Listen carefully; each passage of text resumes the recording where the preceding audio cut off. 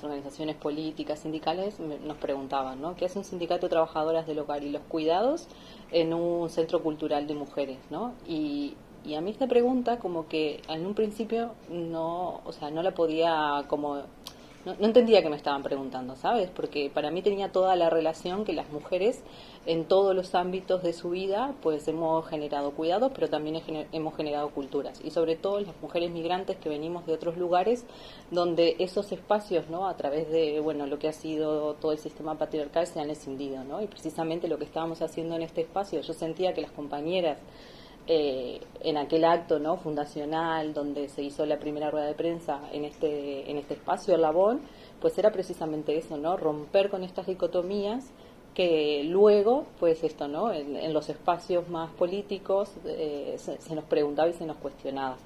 Entonces, para mí esto es como, siempre ha sido como un referente de por qué Sindiliar y Labón, ¿no?